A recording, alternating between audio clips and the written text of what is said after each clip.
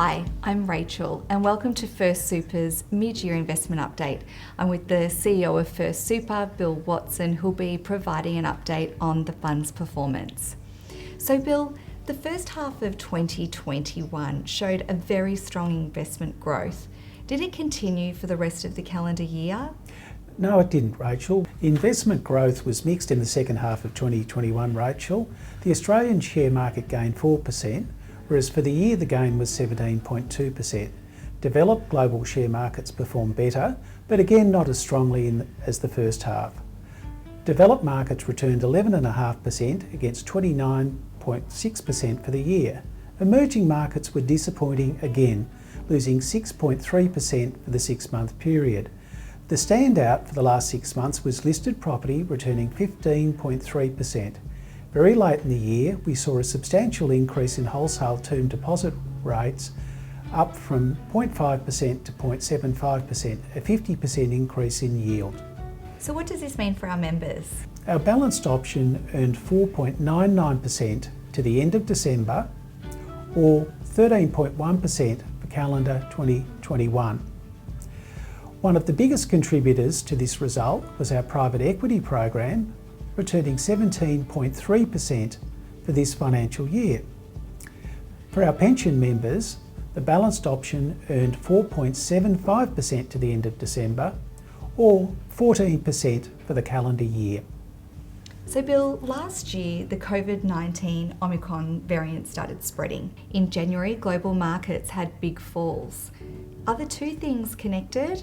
Markets were spooked by inflation fears, wage pressures, and also well-founded fears of several US Fed interest rate hikes this year to curb inflation.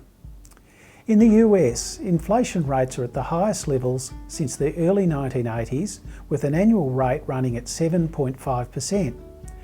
Adding to this was the tech sell-off, high energy prices, persistent supply chain problems, logistics problems aplenty in Europe, and disappointing retail sales figures.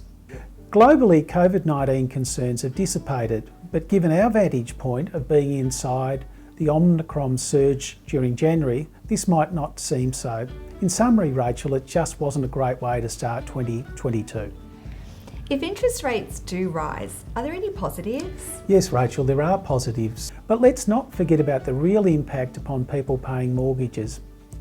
We continue to see records being smashed in the Australian home market. Many buyers are stretched even with low interest rates.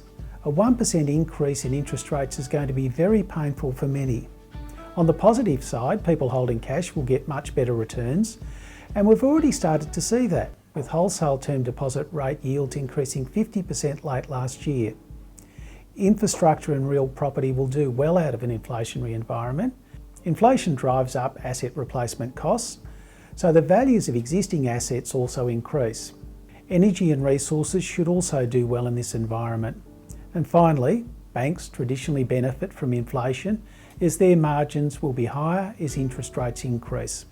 Dividends will hold up, providing the banks have their loan books in order. So should members be concerned about volatility in the market affecting their account balances? It's not hard to be stressed about falls in the market. On the other hand, we've also seen quick recoveries in the market. There is a lot of volatility in the market, and this no doubt makes people concerned. But we invest for the long run.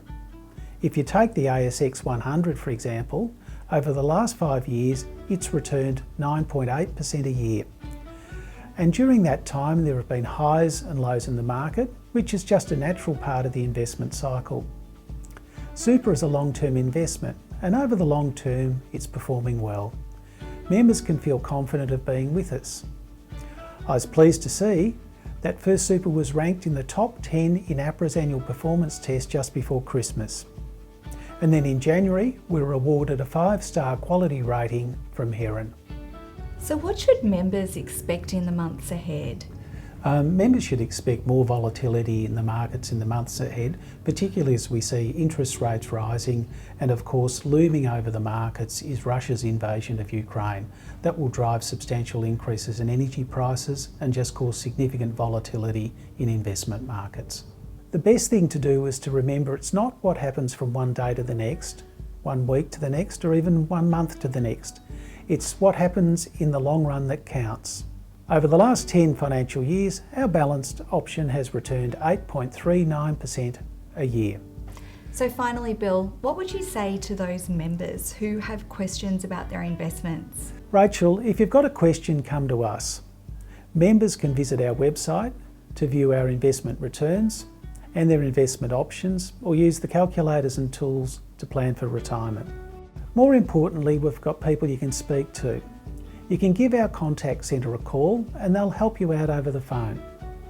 You can also talk to our member and employer service coordinators and arrange for them to come and see you and your workmates at your workplace.